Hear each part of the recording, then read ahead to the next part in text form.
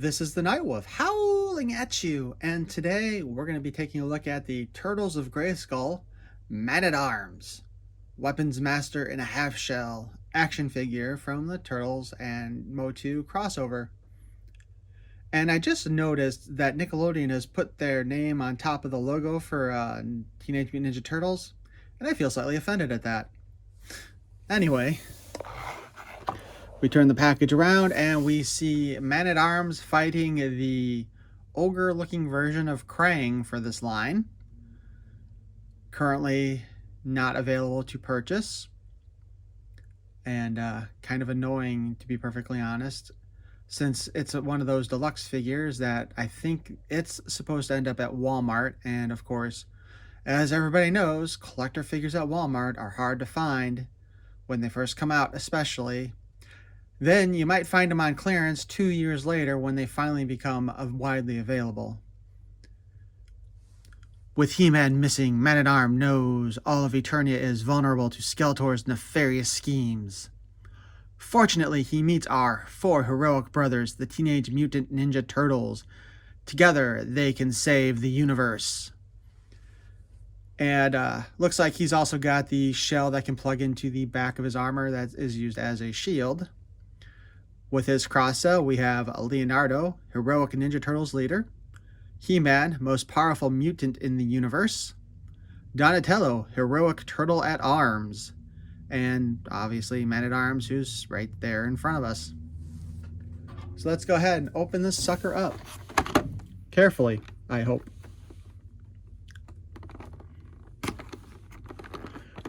Since this is in fact the US release, it also means that the mini comic should be in English so I can actually see what the story is saying.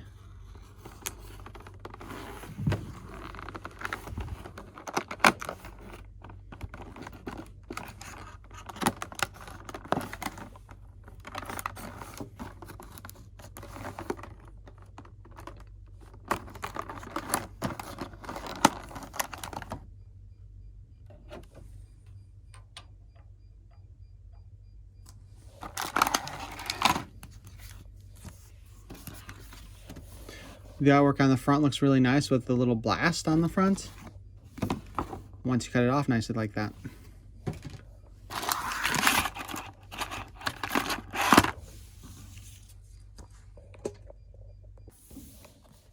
Alright, before us we have the Turtles of Grayskull mini comic by The Power of Pizza, where we see the Ninja Turtles, Teela, and Man-at-Arms going up against the mutated He-Man.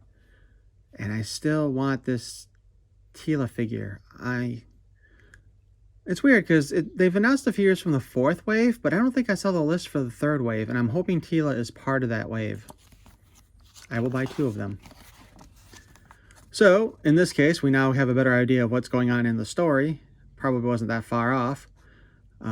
Some weird dimensional thing, which I think it's funny that Teela here is like, something activated the paradimensional alarm. And I'm like, why do you have a paradimensional alarm? I suppose technically if they've dealt with Hordak, then that would explain why they have the paradimensional alarm.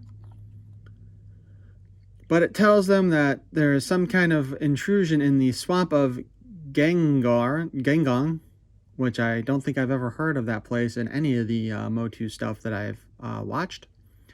But He-Man, Ram Man, and Moss Man go taking off to investigate 2 Stridors used as transportation for Moss Man and Ram Man. And with Battle Cat there, I am wondering if we will get a mutated Battle Cat as well, because that would be cool. And they're gone for a few days before Teela and Man-at-Arms go to investigate, and that's when they run into Trapjaw as Mouse Jaw. And they bring Roboto with. Can't forget Roboto. And a fight ensues, and the Mousers seem to replicate themselves, which of course makes it even more annoying that Mouse Jaw did not in fact come with a bunch of Mousers and just came with the one. I would have paid the deluxe price for a Trapjaw with like a half dozen Mousers.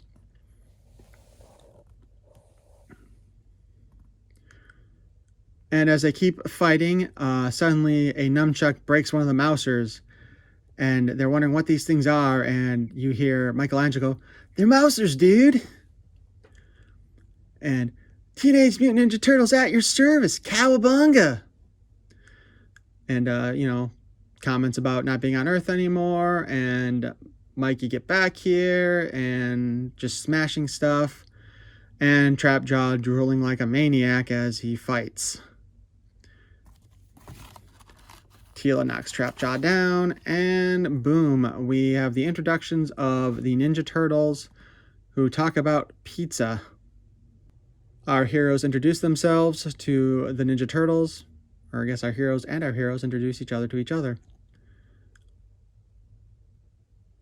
And the turtles commenting about how weird it is that people aren't freaking out because they see giant turtles, and this is kind of weird because, okay, weird. Usually people freak out when first they meet giant talking turtle. Oh my god, why did I go to a southern accent? I went from surfer to southern. Maybe he's never seen a turtle. Like, I feel like these word bubbles are at the wrong person. Maybe he's never seen a turtle seems like a Raphael line. Anyway, Man-at-Arms asks where they hail from Eternia, and they're like, no, man, we're like from New York City. The home of the world's best pizza. And I am going to say that people will fight over if it's Chicago deep dish pizza or New York style pizza that's the best. Personally, I haven't seen too many pizzas I haven't liked, except for vegetarian. Of course, they've never heard of a pizza on Eternia, which seems kind of weird because Marlena is still supposed to have been from Earth, and you would think she could give them the idea of how to make a pizza. But they start looking for and find some mutagen there, and Donatello, of course, mentions that it's mutated mutagen, going for the pun. We see Krang and Shredder talking about how they're here and that this castle, and they're showing Castle Grayskull, and it looks like the Classics version of Grayskull and not the Origins one, because it looks like the little standing shelf is on the side of the face there. But the turtles show up, and Krang and Shredder disappear. Then we have them all their heroes back together at Eternia as they're trying on the new armor that they've designed because they can't find He-Man. And of course, this is kind of funny because you have Teela mentioning to her father, "What's your plan to stop Skeletor without He-Man?" And Raphael's response is, "She's got a good point. Also, who's He-Man?" But yeah, they make the armor to help them with their fight, and they partake in pizza, which Man-at-Arms calls the manna of the gods. Now, to me, this seems like this would be a good chance to introduce Marlena into the Origins line, even if it's a Ninja Turtle version of her. Since she is from Earth, I think they should do that.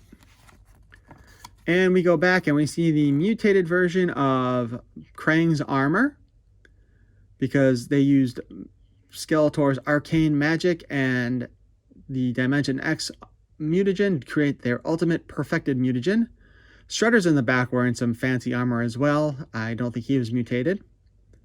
And as with the textless one, we can obviously see Leatherhead pulling He-Man into the limelight, where we see his mutated version there. The thing with the mutagens is that usually when we see the mutagen used, if it's used on an intelligent species, they don't get crazy and stupid, but apparently it's what we see from both Mousejaw and mutated He-Man here. Their intelligence has gone bye-bye. And on the back, we have our cross-cell of Leonardo, He-Man, Donatello, and Man-at-Arms. And at this point, I do have Leonardo, but I still do not have He-Man. So I might have to see if I can order him from somewhere, because I still haven't seen these stupid things in stores, aside from Mousejaw.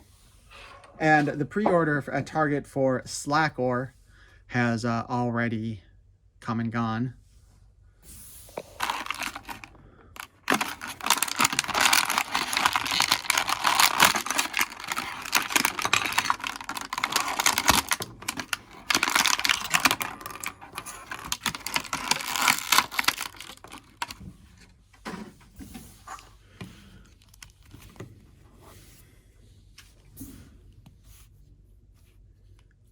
Interesting to note right here, he's got the Ninja Turtles feet, actually, because they've got the little split toe there.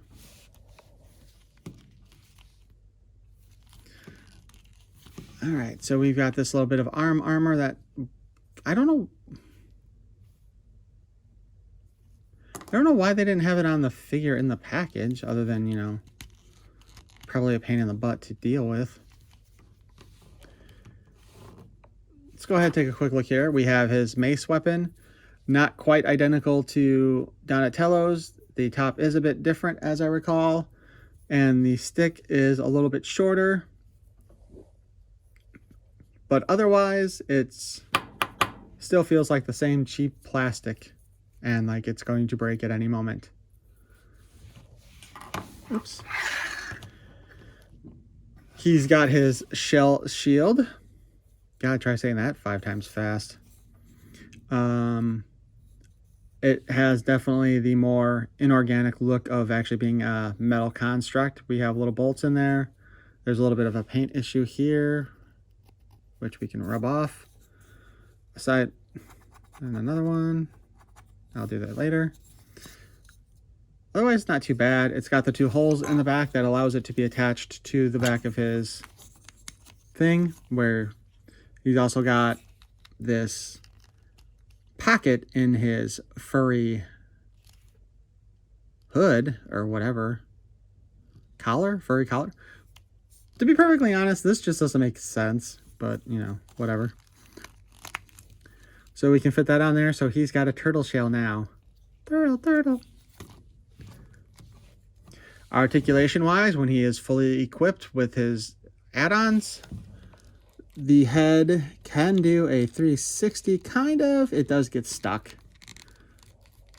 There's the usual kind of ball joint and hinge on it,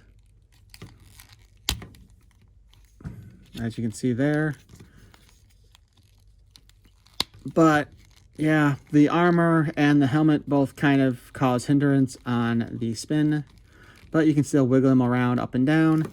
And this is another case where it would have been nice if they had designed it so that the helmet could come off. On his arm, we've got the up hinge and the down. We can spin it around. Once again, the armor does kind of hinder the basic spin portion of our movement. Still got the single joint in the elbow. The hand spins around, and we have the in and out articulation at the wrist. His skirt piece. His shell falls off easily enough. We can spin at the waist. Of course, the skirt piece kind of interferes with that, and of course, as well as the shell. Though I am surprised that the shell did not pop off there when it just fell off when I was holding it.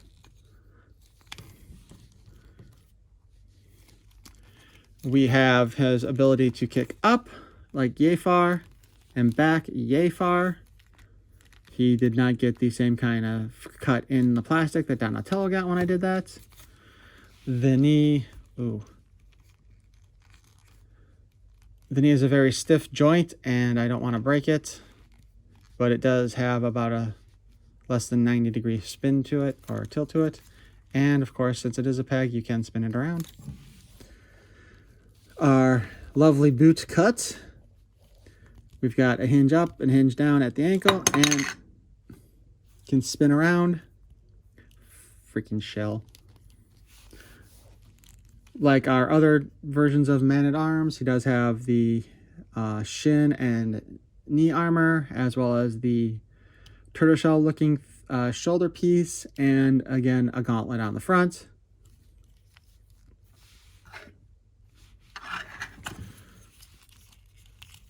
He can, of course, hold his shell shield. Theoretically, he can hold his shell shield, but the gauntlet there. So we'll put that in that hand instead. And we will put his mace in the other one. .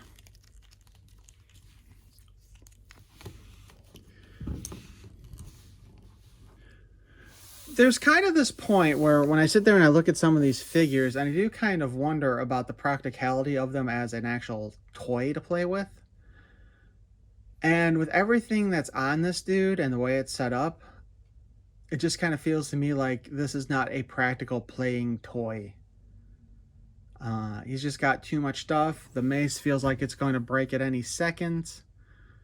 The knee guard and the other shoulder guard, which, by the way, articulation-wise with this thing, it does feel like it gets in the way even more than that side, because this big-ass piece of armor there is certainly in the way. Also, I don't know why they didn't go ahead and do the kind of why we have straps here instead of like not having them, because, or you know what I mean, these straps where it's where you can tighten and loosen it. They should have just had like a solid thing in place instead, because that always causes problems with these figures. But yeah, there is a ton of hindrance on this side between the furry part and the armor, and even the little tabby thing here.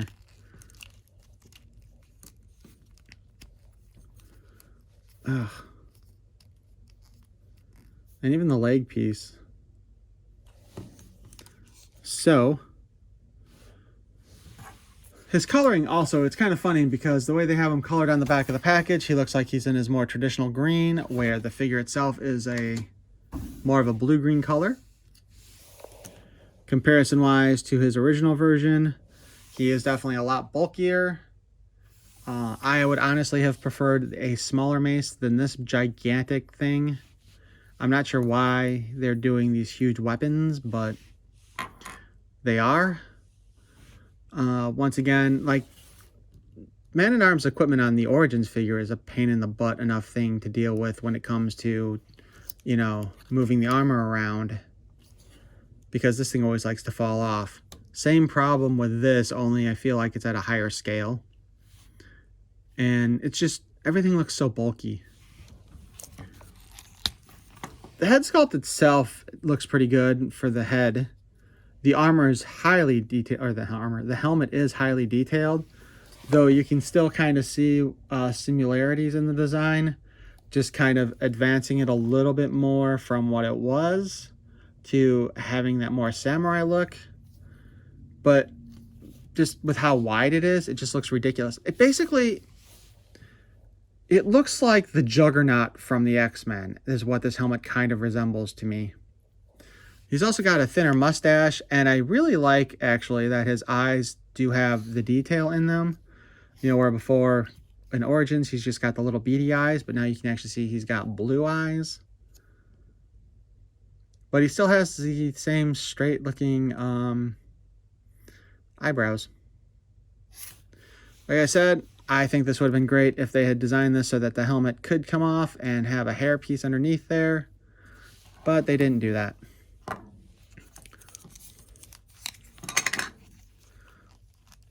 Obviously, the armor itself comes off.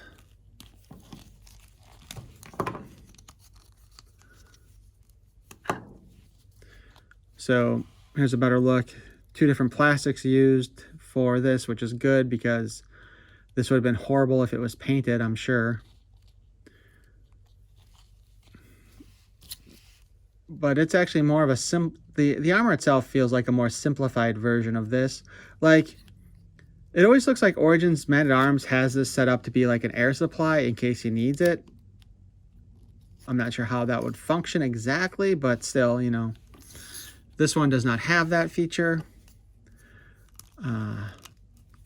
I think this will be fine as a display piece, but I think as something you're going to give your kids to play with, I don't think they're going to have as much fun just because of all the equipment falling off left and right, as you saw while I was just looking at stuff. It's also weird that the shell didn't pop off when I was spinning the torso around, but kept on falling off just when I was doing other things. Overall, if you're trying to complete this subline, obviously you're going to want him. If you're looking for a fun toy to play with, I am not sure this qualifies. And if it's, again, just something you want to display, it goes with a line, so go for it. I'm still kind of curious as to why they gave him the turtle feet, though. Anyway, please feel free to like, comment, subscribe. Let me know, are you planning on actually buying this subline, or are you looking at it like it's just kind of a waste, I don't give a crap about the Turtles and Masters of the Universe together? Which does bring me back to a thought. I have some vintage MOTU stuff, obviously. I've got some vintage Ninja Turtle stuff packed away somewhere as well. And I wonder how many of the parts are actually swappable on those. Because it seemed like they had the same style arms, and I'm wondering if the pegs on those would work. Maybe I'll try that out sometime if I can figure out where the old turtle stuff is packed away. Anyway, hope you enjoyed this review. Peace and love. So just for the fun of it, I went ahead and I switched out the armor and the head for the two figures to make the turtle man-at-arms look more like the image he has on the package. And honestly, aside from the brown on the boots and the loincloth, the darker green-blue actually looks really good on the standard-looking man-at-arms. I kind of want to switch those legs out with with the loincloth and stuff, and just and the feet, and just make that a version of Man-at-Arms. So anyway, that was just a little extra for you for fun. I think they look pretty good.